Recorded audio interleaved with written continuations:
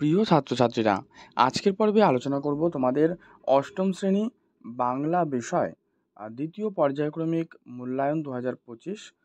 তার বাংলা বিষয়ের প্রশ্নপত্র নিয়ে আজকের এই পর্বে আলোচনা করব। অবশ্যই তোমরা প্রথম থেকে শেষ পর্যন্ত এই প্রশ্ন উত্তরটি দেখো। এখান থেকে তোমরা কিন্তু পরীক্ষায় হুবহু প্রশ্নগুলো কমন পেয়ে যাবে। তো দেখো, তোমাদের যেটা প্রথমেই রয়েছে যে পূর্ণমান কিন্তু 50, অর্থাৎ তোমাদের যে দ্বিতীয় পর্যায়ক্রমিক মূল্যায়ন পরীক্ষা সেটা কিন্তু 50 নম্বরের হবে, সময় থাকবে 90 মিনিট। তো প্রশ্নগুলো এবার দেখে নিই। দেখো, প্রত্যেকটা প্রশ্ন উত্তর সহ আমি আলোচনা করছি, এমসিকিউ এসএকিউ পার্টগুলো। অবশ্যই দেখো, তোমাদের প্রথমে যে প্যাটার্নটা রয়েছে যে 12টা এমসিকিউ প্রশ্ন থাকে, ঠিক আছে। বলা রয়েছে নিচের বিকল্পগুলি থেকে সঠিক বিকল্পটি বেছে নাও। তো কি কি প্রশ্ন রয়েছে সেগুলো আগে দেখো। প্রথম প্রশ্ন, যে ইহাদের মধ্যেও তাহার কিছু কিছু দেখা যায়। তো কি দেখা যায়? উত্তর সদ্গুণ, অপশন গ হবে সঠিক। 2, নাটোরের মহারাজার নাম কি? জগদীন্দ্রনাথ রায় বাহাদুর, এটা হবে সঠিক। ওষ্ঠপ্রান্তে ঈষৎ হাসি প্রকাশ পাইল, কার কথা বলা হয়েছে? উত্তর আকবর। এটা কিন্তু পল্লী সমাজ যে গল্পাংশ রয়েছে সেখান থেকে কিন্তু নেওয়া হয়েছে। ডাম্বেল কার ছেলে? বেনু মাসির ছেলে ডাম্বেল।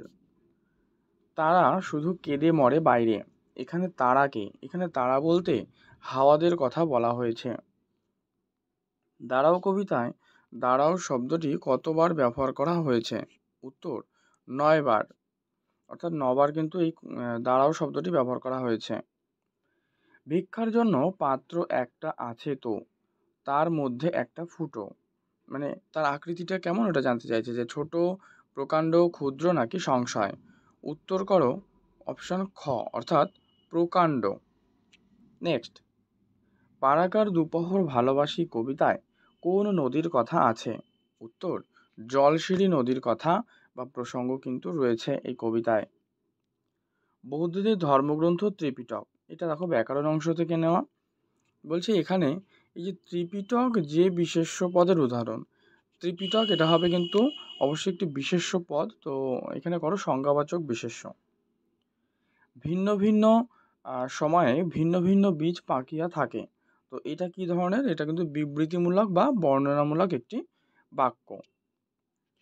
তোকে নিয়ে আর পারি না, নিম্নরেখ অংশটি, দেখো পারি না নিচে আন্ডারলাইন করা রয়েছে, এটাকে মার্ক করা। তাহলে এই যে পারি না এটা হয়ে যাবে কিন্তু ক্রিয়াপদ, ঠিক আছে। প্রশ্ন রয়েছে যে তার একলার অমতে কিছুই আসে যায় না। তো এক্ষেত্রে এই যে প্রশ্নটা রয়েছে, দেখো এখানে এই বাক্যটি কোন ধরনের বাক্য। তো এইটা তোমাদের জন্য আমি HW রাখলাম, প্রত্যেকে তোমরা কমেন্টে অবশ্যই জানাবে। যে পারবে না প্রশ্নটা কমেন্টে লিখে দিও, উত্তর তার ওখানেই আমি দিয়ে দেবো। যে তার একলার অমতে কিছুই আসে যায় না, এই বাক্যটি কী ধরনের বাক্য? বিবৃতিমূলক, প্রশ্নবোধক, আবেগসূচক নাকি সংশয়সূচক বাক্য? নেক্সট, দুদাগ অতি সংক্ষেপে নিচের প্রশ্নগুলোর উত্তর দাও। এটাকে আমরা বলতে পারি এসএকিউ প্রশ্ন। এখানে মোট 12টা প্রশ্ন রেখেছি। তো প্রথম প্রশ্ন দেখো, এক দাগে রয়েছে যে গ্রামের একমাত্র ভরসা কী ছিল? উত্তর পল্লী সমাজ গল্পে উল্লিখিত 100 বিঘার মাঠটিই ছিল গ্রামের একমাত্র ভরসা। 2, দেখো তোমাদের এই প্রশ্নপত্রটি যদি উত্তর সহ এই প্রশ্ন সেট প্রয়োজন হয়, অবশ্যই তোমরা এই ভিডিও ডেসক্রিপশন বক্সে দেখো টেলিগ্রামের লিঙ্ক দেওয়া রয়েছে, তোমরা প্রত্যেকে টেলিগ্রামে যুক্ত থাকো এবং সেখান থেকে এই প্রশ্নপত্রটি উত্তর সহ তোমরা কিন্তু সম্পূর্ণ ফ্রিতে সংগ্রহ করে নিতে পারবে। আর ভিডিওর মধ্যে একটা পাসওয়ার্ড দেওয়া রয়েছে, যেটি তোমাদের এই প্রশ্নপত্রটি পেতে কিন্তু সুবিধা হবে। ওই পাসওয়ার্ডটি পিডিএফটি ওপেন করতে প্রয়োজন পড়বে। 2, তো 2 নম্বর প্রশ্নটা দেখো, বলা হচ্ছে যে কেহ বলিতে পারে না, মানে লেখক এখানে কোন কথা বলতে না পারার কথা বলা হয়েছে। এই যে এই দুটো প্রশ্ন তোমাদেরকে কিন্তু আমি HW দিলাম। নেক্সট, লিচুর বীজ কোন মাসে পাকে? উত্তর মে জুন মাসে। প্রভিন্সিয়াল কনফারেন্স কোথায় হয়েছিল এবং তার প্রেসিডেন্ট কে ছিলেন? প্রভিন্সিয়াল কনফারেন্স যেটা বলা হচ্ছে প্রাদেশিক সম্মেলন, এটা মূলত নাটোরের কথা থেকে নেওয়া হয়েছে। তো নাটোর শহরে অনুষ্ঠিত হয়েছিল। এই সম্মেলনে সভাপতিত্ব করেছিলেন রবীন্দ্রনাথ ঠাকুরের দাদা দ্বিজেন্দ্রনাথ ঠাকুর, ঠিক আছে। নেক্সট, বাড়িটিকে ভালোবেসে কারা বেড়াতে এলে কিছুক্ষণ থেমে যায়? উত্তর, সন্ধ্যা সকালের রঙিন মেঘেরা বেড়াতে এলে বাড়িটিকে ভালোবেসে কিছুক্ষণ থেমে যায়। চেঁচিয়ে উঠল সমস্বরে। কি বলে তারা সমস্বরে চেঁচিয়ে উঠল? দুর্ঘটনাগ্রস্ত ভিখিরির দেহে প্রাণ আছে বলে তারা কিন্তু সমস্বরে চিৎকার করে উঠল। ডিঙিটি কিসের সঙ্গে বাঁধা আছে? উত্তর, হিজল গাছে। কে বড় একলা? মানুষ বড় একলা। অপুর ঠাকুরদাদার নাম কি ছিল? এটা পথের পাঁচালীতে উপন্যাস থেকে নেওয়া। হরিহর রায়ের পিতা ছিলেন রামচাঁদ রায়, তিনি অপুর ঠাকুরদা। তাহলে অপুর ঠাকুরদার নাম কি? অপুর ঠাকুরদার নাম হলো রামচাঁদ রায়। ঠিক আছে, অনেকগুলো তথ্য একসাথে পেয়ে গেলাম এখানে। নেক্সট, দুর্গা রান্নার হাঁড়িটা ফেলে দিতে চায়নি কেন? কারণ দুর্গা হাঁড়িটা ফেলতে চায়নি কারণ হচ্ছে তার একদিন সে তাতে বনভোজন করতে চেয়েছিল, এই কারণে। গুড় বোঝাই গরুর গাড়ি কোথায় যাচ্ছিল? এটা হচ্ছে আশারুর হাটে যাচ্ছিল।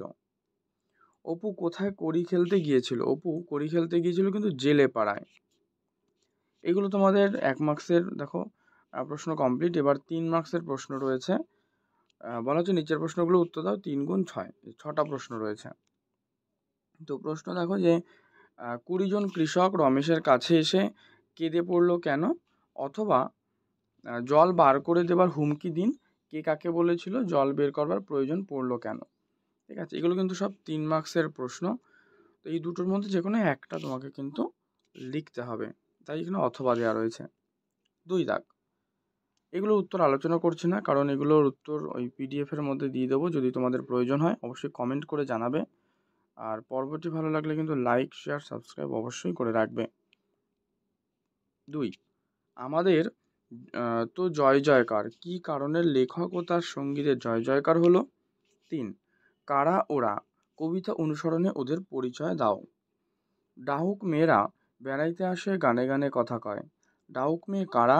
তারা কাদের নিয়ে আসে এবং তারা কিভাবে কথা বলে? 5, সর্বদর্শন সংগ্রহ বইটিতে মানুষের ওড়ার ব্যাপারে কি লেখা ছিল?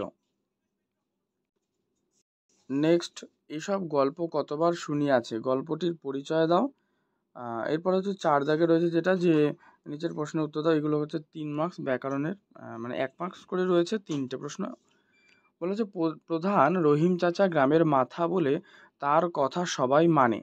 বাক্যে রেখাঙ্কিত শব্দটির কোন অর্থ প্রকাশ পেয়েছে?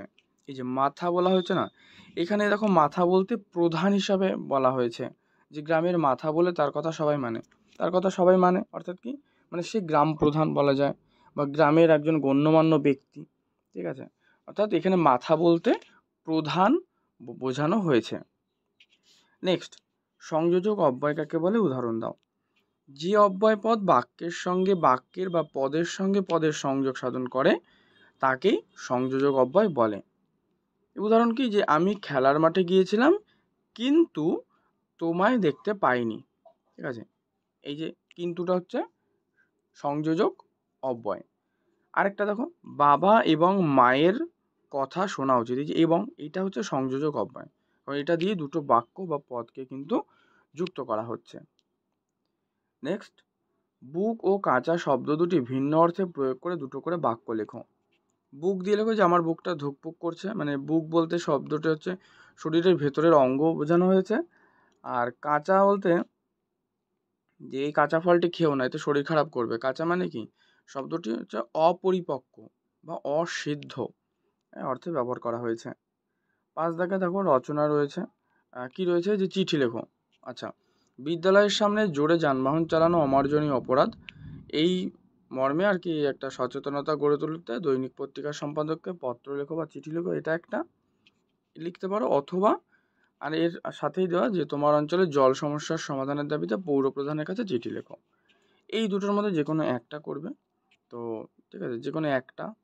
তো তবে এর মার্কস কিন্তু 5।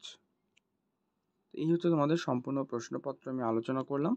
পর্বটি ভালো লাগলে লাইক করে দিও তোমরা প্রত্যেকে, এবং শেয়ার করে দিও তোমার বন্ধুদের মধ্যে। চ্যানেলে নতুন হলে অবশ্যই কিন্তু তোমরা প্রত্যেকে চ্যানেলটি সাবস্ক্রাইব করে পাশের বেল বাটনটি অল করে রাখবে। এবং তার পাশাপাশি এই ভিডিও ডেসক্রিপশন বক্সে টেলিগ্রামের লিঙ্ক দেওয়া রয়েছে, যেখান থেকে তোমরা সম্পূর্ণ ফ্রি পিডিএফগুলো কিন্তু সংগ্রহ করে নিতে পারবে। এবং আরেকটা তথ্য যে অবশ্যই তোমরা কিন্তু কমেন্ট করে প্রত্যেকে জানাবে, ঠিক আছে?